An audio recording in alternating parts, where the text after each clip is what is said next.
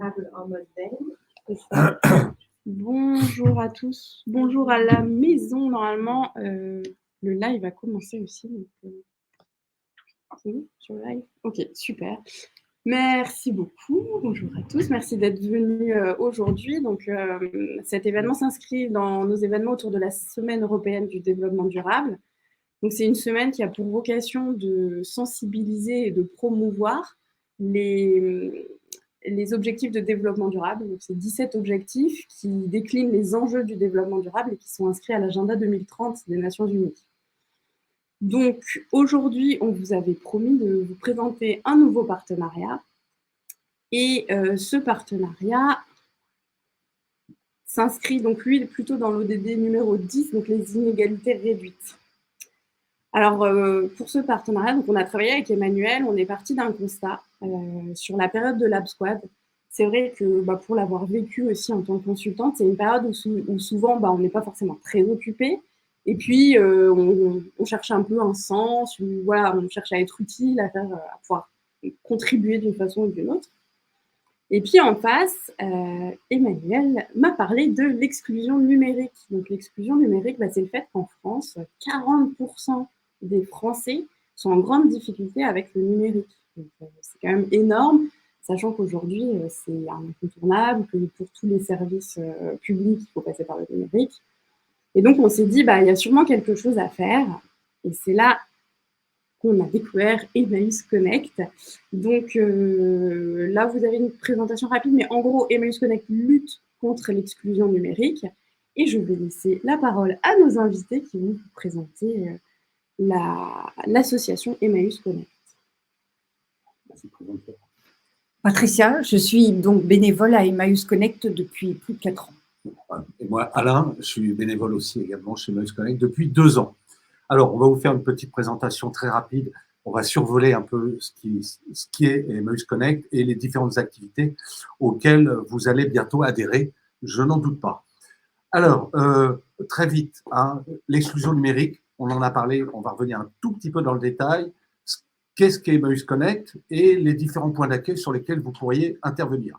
Alors là, tout à l'heure, Laure vous a dit 40%, vous avez le détail. Il faut savoir qu'on a quand même un public où 7% sont totalement exclus du numérique, c'est-à-dire qu'ils n'ont pas ni le matériel, ni les compétences. On a, je dirais, une période aussi où il y a une précarité forte, et là, on a, je dirais, l'outil pour les aider, ça représente 20%, c'est les accompagnements. On n'appelle pas ça les formations, parce qu'on n'est pas une association de formation, mais on accompagne, je dirais, les publics. Et ceux qui ont une précarité faible, c'est-à-dire qu'ils utilisent beaucoup leur smartphone pour faire des démarches, administratives. Et le reste, c'est des gens comme vous et moi. A priori, on n'a pas trop de soucis avec le numérique. Alors, quels sont les publics pour lesquels on intervient? C'est des publics qui sont assez variés. Alors, on parle des SDF, bien évidemment, parce que souvent, c'est la population la plus précaire. Les personnes âgées, alors j'allais dire les vieux, mais on est dedans, alors on va dire les personnes âgées, plus de 70 ans, les travailleurs pauvres, les demandeurs d'emploi, les chômeurs, les jeunes en insertion et les migrants. Voilà, globalement, vous avez à peu près, je dirais, tous les profils de public que l'on reçoit.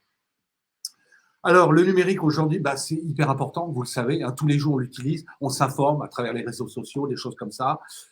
Pour chercher du travail, c'est important, on s'inscrit sur des sites aujourd'hui pour trouver du travail, ça permet de communiquer entre nous. Il y a assez d'applications aujourd'hui pour échanger. Et puis, ça permet d'accéder à ses droits, et d'écrire, de faire des demandes, de déclarer les impôts, etc., etc. Alors, qu'est-ce qui se passe aujourd'hui? Tous les services, la plupart des services aujourd'hui sont dématérialisés. Alors, ça passe par la CAF, c'est souvent le premier contributeur. Puis Pôle emploi, parce qu'il faut s'inscrire à Pôle emploi, faut s'actualiser tous les mois. Et Amélie, j'allais dire Amélie, la sécurité sociale, pourquoi? Parce qu'on fait aussi des démarches à travers Amélie. Quand on s'est vacciné du Covid, pour récupérer ses attestations, c'est sur le site d'Amélie. Les impôts, tout le monde déclare ses impôts en ligne, on n'a pas trop le choix aujourd'hui. Et pour 2022, le choix du gouvernement, c'est que tout devenait numérique. Donc, on ne peut plus rien faire. Les guichets sont fermés.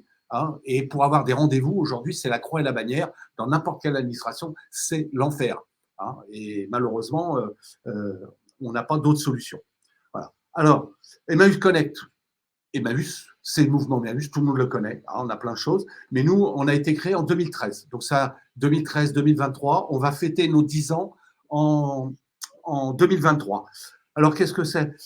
À la base, on était basé à Emmaüs Défi, dans le 19e, et on s'est aperçu que les gens avaient besoin de communiquer, notamment de téléphoner. Et donc, on a eu l'idée, pas moi bien sûr, mais je dirais les fondateurs d'Emmaüs Connect, de créer un partenariat avec SFR. Donc aujourd'hui, depuis 10 ans, on a un partenariat avec SFR pour proposer des moyens de communication à des prix hyper compétitifs. Hein, voilà. Et bien sûr, on a élargi un peu les compétences d'Emmaüs Connect, puisqu'aujourd'hui, on propose de l'accompagnement, on va vous le présenter, et aussi de la vente de matériel.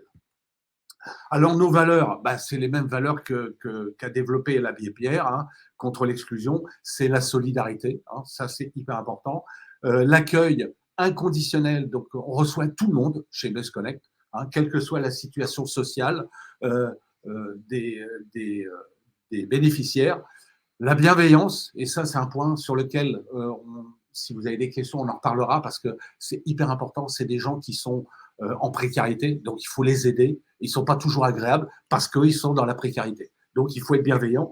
Et puis, c'est de s'indigner parce que on reçoit des publics, des fois, ça fait mal au cœur. Je ne vous cache pas que voilà, il y a des gens qui sont vraiment dans une certaine pauvreté et ils sont perdus et ils ont besoin de nous. Donc on est là pour les aider. Voilà. Alors, aujourd'hui, on a 14 antennes dans toute la France. On a à peu près 150 salariés et il y a plus de 600 bénévoles à travers toute la France, hein, notamment une grosse partie sur Paris. Et on accompagne, bon an, mal an, 40 000 personnes par an. Voilà. Alors, l'équipe des bénévoles, sur Paris, vous voyez, c'est 170 bénévoles. Vous avez un échantillon sur la photo. Hein, voilà, mais on est plus nombreux que ça. Et on a un certain nombre d'événements pour créer de la cohésion et le sentiment d'appartenance à l'association. Donc, on a des rendez-vous, c'est des réunions où on présente un certain nombre de points. On fait des apéros, hein, parce qu'on est tous des êtres humains, donc on aime bien boire un petit coup de temps en temps. Hein. Et on a aussi des réseaux WhatsApp qui nous permettent de communiquer entre nous. Voilà. Alors, le bénévolat, c'est Patricia qui va vous présenter les différentes missions du bénévolat. Vas-y, là, tu peux là. Voilà. Donc, en fait, les activités auxquelles vous pouvez participer en tant que bénévole, ce sont donc toutes les personnes qui arrivent chez Emmaüs, elles doivent au préalable être inscrites dans une base de données qui s'appelle Salesforce, pour ne rien recacher. Et donc, on fait un rendez-vous d'inscription, c'est-à-dire que d'une part, on prend les coordonnées de ces personnes, on essaie de voir quelle est leur situation sociale, s'ils ont des revenus, s'ils n'en ont pas du tout. Et puis, on essaie d'évaluer leur niveau numérique pour pouvoir, après, leur proposer des activités qui correspondent à leurs besoins. Alors, certains ne viennent, et c'est l'accueil et comptoir, certains ne viennent que pour avoir des recharges de téléphone parce qu'ils ont des téléphones à carte. Et nos recharges sont à des prix solidaires. Donc, évidemment, ils viennent chercher des recharges chez nous et ils n'ont besoin que de ça, en fait, que des recharges, parce que le reste, ils se débrouillent par eux-mêmes. Enfin, voilà. Et donc, on leur vend effectivement les recharges au comptoir. On vend aussi, quand on en a, des téléphones qui sont reconditionnés. Donc, ce sont des dons, soit de la part des SFR, soit de la part d'entreprises qui changent leur parc, aussi bien de téléphones que d'ordinateurs. Ils nous font donc ces dons. Et une fois que l'atelier de reconditionnement, dont je vais vous parler après, sera passé, tous ces matériels seront mis à la vente. Alors, les téléphones, évidemment, on les vend aussi à des prix solidaires. Hein. En moyenne, c'est 50 €. Et les ordinateurs, c'est entre 70 et 150 € l'ordinateur. Ils sont entièrement reconditionnés donc par l'atelier de reconditionnement. Donc, on a des bénévoles qui viennent plusieurs fois par semaine, enfin, au gré de leur disponibilité, remettre en état le matériel entièrement. Alors, j'y connais rien, mais je vous le dis, ils vont complètement nettoyer le disque dur, etc. Et ils vont faire en sorte que l'ordinateur soit comme neuf. Voilà. Et après, en fonction de l'utilisation du bénéficiaire, c'est-à-dire s'il en a besoin, si c'est un étudiant ou plutôt quelqu'un qui veut juste faire de la bureautique, on va l'orienter sur un ordinateur plus ou moins puissant, en fonction de ce qu'on dispose aussi, mais disons qu'on va tenir compte du besoin du bénéficiaire. Donc, l'atelier de reconditionnement, ce sont des personnes qui donc nettoient nettoient, je ne sais pas comment dire autrement, qui remettent l'ordinateur à zéro et propre, quoi. Voilà, qui changent éventuellement quelques éléments s'il y a besoin, enfin voilà. Après, on a en ce qui concerne l'accompagnement, on a 2 types d'accompagnement et d'activités. On a des ateliers d'initiation. Donc là, c'est pour les personnes qui vraiment découvrent ce qu'est un ordinateur. C'est-à-dire qu'ils ne savent pas se servir du tout d'un ordinateur. Ils ne savent pas ce que c'est un bureau. Ils ne savent pas ce que c'est une boîte mail. Ils ne savent rien. Et contrairement aux idées reçues, ce ne sont pas que des personnes âgées. C'est-à-dire qu'il y a beaucoup de jeunes qui manient le smartphone 1000 fois mieux que moi, mais qui, par contre, devant un ordinateur, sont comme une poule qui a trouvé un couteau. C'est-à-dire qu'ils ne comprennent rien. Voilà. Donc, ces personnes-là, on leur propose des ateliers d'initiation. Ils viennent 3 fois par semaine sur 2 semaines. Et voilà, on leur apprend à utiliser un ordinateur. Après, à l'issue de cette formation, ils peuvent éventuellement en acheter un s'ils en ont les moyens. Mais sinon, ils peuvent aussi soit aller dans des endroits, pas comme les bibliothèques, où maintenant il existe quelques endroits, de moins en moins avec le Covid, mais il y a encore des endroits en accès libre. Et donc, ils peuvent éventuellement utiliser ces ordinateurs s'ils ont besoin de faire des lettres de motivation, des choses comme ça. Les permanences connectées, c'est par contre pour des besoins très ponctuels, c'est-à-dire la problématique, c'est quelqu'un arrive et souvent ce sont pour des smartphones, alors plutôt là des personnes un peu plus âgées qui ont un smartphone mais ils ne savent pas mettre des applications, ils ne savent pas ranger les photos, ils en ont partout, le smartphone, la mémoire elle explose, c'est plus des besoins ponctuels. Certains sont vraiment, c'est de la prise en main de leur smartphone. Ils viennent de s'acheter un smartphone et vous savez bien que chez les opérateurs, on ne leur explique pas comment ça fonctionne. Donc, ils arrivent, ils ne savent pas s'en servir. Puis, il y en a d'autres, c'est plus sur des besoins très précis, selon, c'est pareil, les besoins. Si, pour être bénévole, on peut faire de la formation, évidemment. Il y a ce que l'on appelle l'ABC du bénévole, qui est une formation qui se fait en présentiel et en distanciel. Et pendant le bénévolat, si on ne se sent pas à l'aise, il y a des formations pour toutes les activités que nous proposons, c'est-à-dire l'accueil, le rendez-vous d'inscription, l'atelier collectif ou la permanence connectée. Voilà, il nous reste un outil numérique que nous avons à disposition pour nous, mais pour les bénéficiaires aussi, qui s'appelle Les Bons Clics. Et en fait, c'est une application qui regroupe toutes les démarches et tous les besoins, entre guillemets, que l'on a pu recenser depuis quelques années et qui donne accès avec des fiches résumées, des petites thématiques sur les démarches administratives pour Pôle emploi, pour la CAF, pour refaire sa carte d'identité. Enfin, c'est des choses aussi basiques que ça. Mais les gens, par exemple, refaire une carte d'identité ou un passeport, maintenant, c'est tout numérique. Ils ne savent pas faire, quoi. Avant, ils allaient au guichet. Maintenant, il faut tout préparer. Et pour eux, scanner un document, enfin, voilà, c'est des choses qu'ils ne savent pas faire. Voilà. Je crois que je vous ai tout dit. Merci beaucoup. Du coup, maintenant que vous en savez un peu plus sur l'association,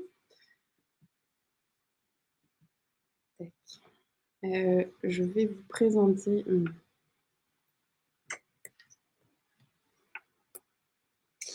la suite. Donc, en fait, pourquoi on vous parle de ça aujourd'hui? Parce qu'on met en place un dispositif, donc CAPFI Emmaüs Connect. Et donc, l'idée, c'est en fait, effectivement, pour les consultants qui sont en Lab Squad, donc, parce que vous avez des compétences et qui ne sont pas utilisées, donc justement, de pouvoir utiliser vos compétences et contribuer grâce à Emmaüs Connect. Alors, du coup, vous allez pouvoir participer à différentes missions. Donc, celle qu'on a vue tout à l'heure, donc la partie rendez-vous d'inscription. la partie accueil et comptoir solidaire, et puis les permanences connectées et les ateliers d'initiation. Donc ça, c'est des créneaux, vous voyez, soit de 3 heures pour les 2 premiers, 1h30 ou 2h30, qui vont vous permettre voilà, de contribuer. Et donc, plus particulièrement, comment ça se passe? Donc vous êtes en Lab Squad. Déjà, donc les prérequis, c'est être au Lab Squad et puis s'engager à assurer au moins 3 créneaux de bénévolat, parce qu'il y a un temps d'intégration chez Emmaüs Connect. Donc le but, c'est que ce soit gagnant-gagnant. Donc si vous ne voulez pas vous engager à faire 3 interventions, c'est pas forcément intéressant côté Emmaüs Connect de former, de prendre le temps d'intégration. Et une fois que ça se fait, donc vous avez un lien qu'on vous enverra pour vous inscrire. Il y a un premier temps d'accueil de 30 à 40 minutes, soit en présentiel, soit en distanciel, où on vous représente l'association, puis vraiment comment ça se passe, comment vous allez pouvoir participer. Et puis, pardon, les problèmes d'ordinateur. Et puis après, il y a une immersion d'une demi-journée dans un des points d'accueil. Donc là, vous avez la liste des points d'accueil. Donc ce qui est bien, c'est que il y en a un juste à côté qui est rue de la Banque. Il y en a un qui est dans le 13e, je crois que c'est vers Tolbiac. C'est la ligne 7, pour ceux qui connaissent un peu le métro. C'est Maison Blanche. Après, donc Créteil et Saint-Denis. Alors, je crois que les deux ne sont pas très loin des transports, d'ailleurs. Oui. Tout est à côté des transports, parce que nos bénéficiaires utilisent souvent le métro. Donc, ce qu'on peut vous dire aussi, que ce soit plus clair, c'est que une fois que vous avez fait tout ça, donc après, effectivement, vous allez pouvoir... Voilà. Vous allez pouvoir vous inscrire sur des créneaux de bénévolat. Et en fait, ce qui est vraiment super bien avec Emmaüs Connect, c'est que c'est très flexible. Donc, vous avez la possibilité de vous inscrire au créneau. En fait, vous allez voir dans... Comment ça s'appelle? Salesforce, merci. Dans Salesforce. C'est un agenda. Voilà, c'est un agenda où il y a tous les créneaux qui sont disponibles et vous pouvez vous inscrire vraiment au créneau qui vous convient, sur aussi l'activité qui vous parle le plus, sur laquelle vous avez envie de vous engager, parce que ça ne demande pas forcément les mêmes affinités sur chaque activité. Et vous allez pouvoir aussi vous inscrire quel que soit le centre.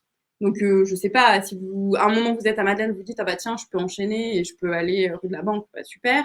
Et puis, si par contre, vous habitez, je ne sais pas, à Créteil, et que du coup, c'est plus pratique pour vous d'aller à Créteil, un autre jour, vous pouvez aussi aller à Créteil. Donc, c'est vraiment très flexible. Et c'est pour ça qu'on trouve que c'est vraiment une super opportunité de pouvoir contribuer et de voir un peu autre chose. Et donc, du coup, pour finir, je vais redonner la parole à nos invités pour peut-être nous parler un peu, comme vous êtes des bénévoles aussi, là vous avez vraiment fait la présentation de l'association, mais voilà, en tant que bénévole, qu'est-ce que vous pouvez nous raconter de votre expérience? Alors déjà, en tant que bénévole, vous ne serez jamais seul. Sachez que même au début, quand on débute, je dirais, une activité, il y aura toujours quelqu'un qui vous accompagnera, ou un autre bénévole qui a de l'expérience, où on a beaucoup de services civiques qui sont là pour 6 mois et qui maîtrisent aussi, je dirais, les différentes activités. Donc, dans tous les cas de figure, vous ne serez jamais seul. C'est ça qu'il faut retenir. Le deuxième point, et j'insiste parce que l'aspect technique pour vous, je pense que ce n'est pas la partie la plus importante, ça va être le savoir-être. Sachez que c'est des populations, on n'a pas toujours l'occasion de les côtoyer. Donc, il faut faire preuve d'une grande bienveillance avec ces gens-là. Il faut les écouter. Il faut être très patient, parce que pour vous, pour faire quoi que ce soit, écrire une adresse mail, ça va vous prendre 12 secondes. J'ai vu des gens qui peuvent mettre 20 minutes pour écrire une adresse mail. Et voilà, parce que c'est compliqué pour eux, parce que des fois, dans certains cas, ils ne maîtrisent pas bien le français, donc c'est pas évident. Donc, j'incite, le savoir-être, c'est le plus important. L'aspect technique, vous l'apprendrez. C'est des logiciels, c'est pas compliqué du tout. Mais, surtout vous, voilà. J'ai envie de dire. Mais l'écoute, la patience, et toujours être positif. Voilà, parce que c'est des gens qu'on a besoin de les aider. Voilà. Et alors, on est un peu comme les médecins. Il faut prendre une certaine distance, parce que sinon on va sortir nos Kleenex et on va pleurer toute la journée. Donc c'est pas le cas. Il faut prendre un peu de distance, mais en même temps, oui, c'est des gens qui sont dans la précarité, alors financière, sociale, les gens qui n'ont pas d'appartement, qui vivent à la rue, qui viennent, qui ont besoin d'un téléphone, qui sont perdus. Enfin, vous voyez. Donc j'insiste bien. Ça c'est le plus important. Il faut avoir cette motivation. tu veux rajouter quelque chose? Ben, moi, je dirais que effectivement, c'est pas des populations que nous avons l'habitude obligatoirement de rencontrer, surtout dans le milieu professionnel. Pour autant, il y a énormément de richesse même pour nous. Enfin, je veux dire, c'est un échange. Pour eux, la plupart, ils ressortent.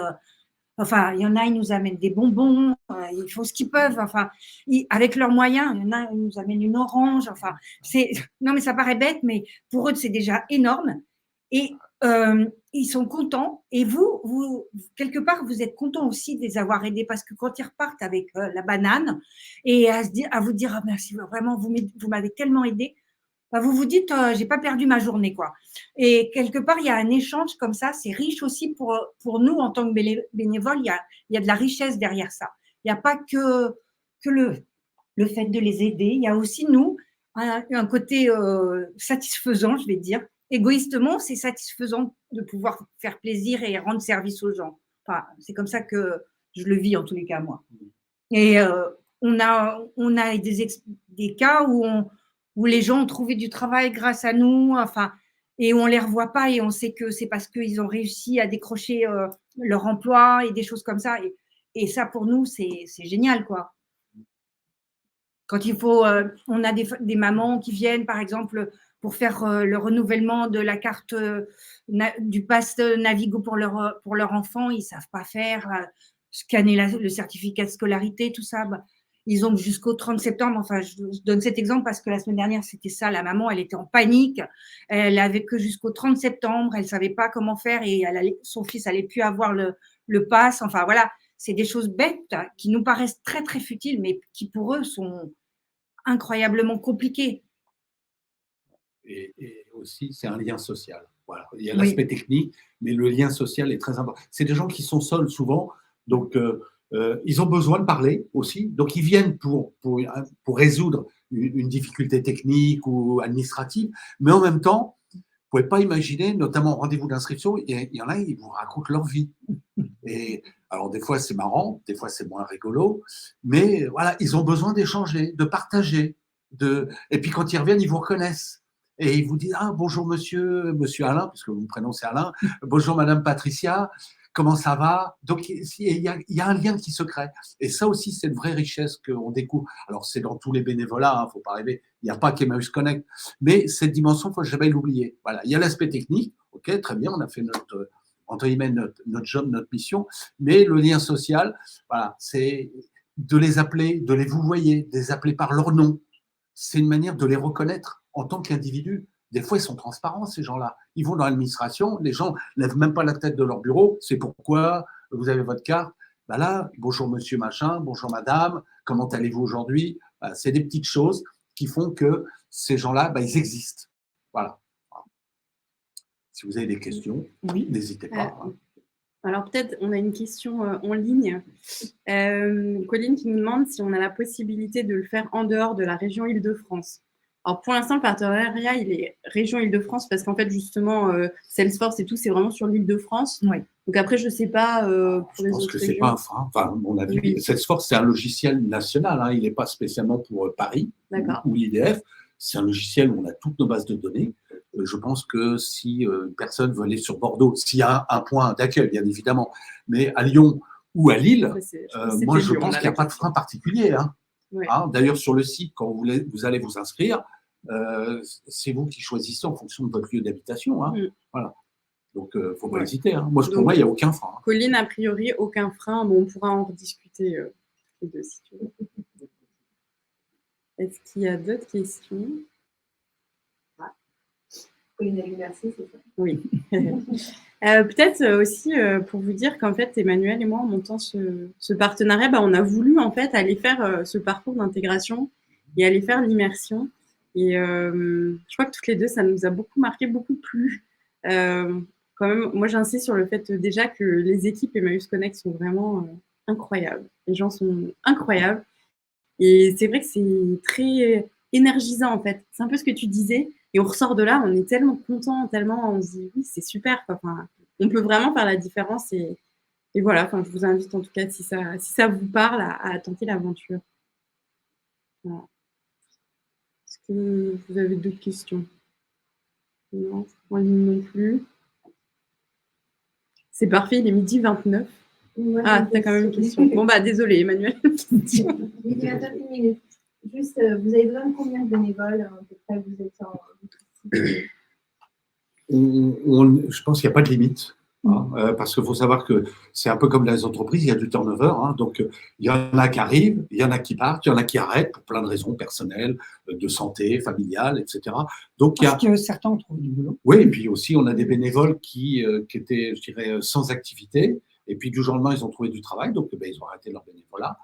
On est ouvert le samedi également, hein, notamment à Maison-Blanche et à Saint-Denis. On est ouvert le samedi. Pour ceux qui souhaitent, par exemple, faire du bénévolat le samedi et pas la semaine parce que pour des raisons professionnelles, on en a. On a ces 2 sites qui sont ouverts le samedi toute la journée. Voilà.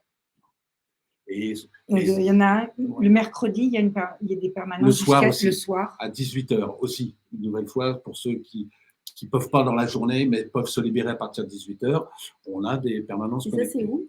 C'est à Victoire. À Victoire. Okay. Ouais. Dans le 2e. Ouais. Et a priori, d'ici la fin de l'année, on devrait ouvrir un nouveau site sur Paris, dans le 19e. Mais, enfin, on a trouvé le local, mais après, il faut tout installer, etc. C'est juste une question. Parce qu'il y a quand même un engagement en présence. En fait. Ouais. Mais avant d'être certain que ça, ce qu'on est fait pour ça, parce que comme vous dites, on a affaire quand même à des situations de précarité forte. Et ça, avant d'y être confronté, c'est compliqué de savoir si on va faire le chef, entre guillemets. Est-ce qu'il y a possibilité quand même de faire une immersion préalable, de venir comme on fait Emmanuel et moi? Oui, c'est ce qu'on vous a mis en fait dans le parcours. C'est ce qui est prévu. C'est vraiment l'immersion d'abord et après on choisit les c'est trois. ça. Ouais. Exactement. Vraiment, l'immersion, ça... Ce jour-là, vous êtes en Oui, observation. non, bien sûr. Voilà. Vous observez, il y a la responsable du point d'accueil ou le responsable, et c'est des jeunes femmes en ce moment, les responsables, qui va vous permettre de tourner et de voir en une après-midi toutes les activités. Voilà. Et en fonction de votre appétence, dire, moi, je me sens plus pour faire des permanences connectées, aider les gens en direct sur des problématiques numériques.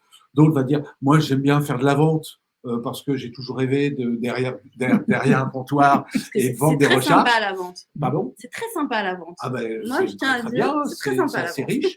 Et puis d'autres, c'est le rendez-vous d'inscription parce qu'il y a une dimension sociale. C'est pas seulement remplir un logiciel informatique, mais il y a une dimension sociale avec un échange qui se crée. Donc, tout est différent, tout est complémentaire, bien évidemment. Après, on peut faire tout. Hein. Vous n'êtes pas, nous, ensemble, avec Patricia, on fait tout. Et effectivement, on a le droit de ne pas être à l'aise. Si bien on sûr, bien sûr. sûr. on a le droit. C'est pas évident. C'est pas la légende ne donne pas du tout.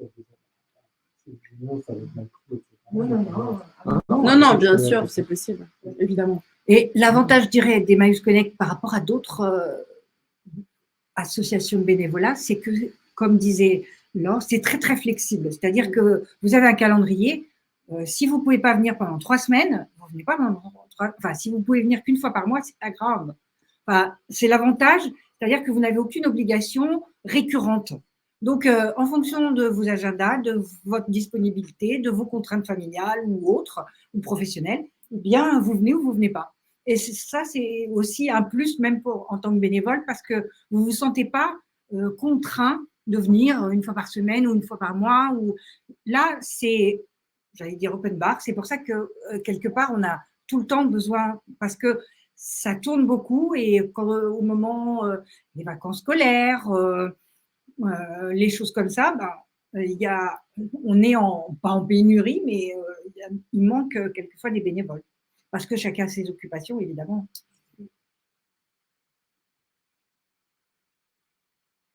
Super. Eh ben, merci beaucoup. Peut-être juste pour le mot de la fin, dire qu'effectivement, en tout cas chez CAPFI, je trouve que c'est intéressant parce que ça nous permet ça vous permet aussi d'avoir une autre vision de votre métier. Parce qu'on fait tous de l'informatique, donc ça me paraît normal, quoi. Mais c'est intéressant de voir que de l'autre côté, finalement, il faut peut-être faire un effort pour que ce soit plus accessible aussi. Donc, je pense que c'est une belle réflexion aussi à avoir sur nos métiers. Et puis, en tout cas, merci beaucoup à tous. Voilà, j'espère que ça vous a plu. Merci beaucoup, Alain et Patricia, pour votre temps. Et merci d'être venus. Bon appétit. Bon courage à vous. Et à bientôt. À Hein. bientôt, absolument. Le samedi, pour ceux qui n'ont rien à faire ou un petit peu de temps, il y a une journée porte ouverte à Maison Blanche, donc, rue du Tage. C'est samedi, toute la journée. Vous pouvez passer, vous regarderez, vous verrez un point d'accueil. Moi, j'y serai. Hein, et vous pourrez poser des questions. Il y aura des permanents, des salariés, des bénévoles. Si vous avez une heure à perdre, hein, ou à gagner d'ailleurs, hein, c'est pas seulement perdre, à gagner, vous pouvez passer. C'est gratuit, hein, et ça nous fera plaisir de vous rencontrer et puis d'échanger, peut-être d'avoir d'autres questions sur le bénévolat chez Meuse Connect. Voilà. Hein. OK. Merci beaucoup. Au revoir. Au revoir. Au revoir.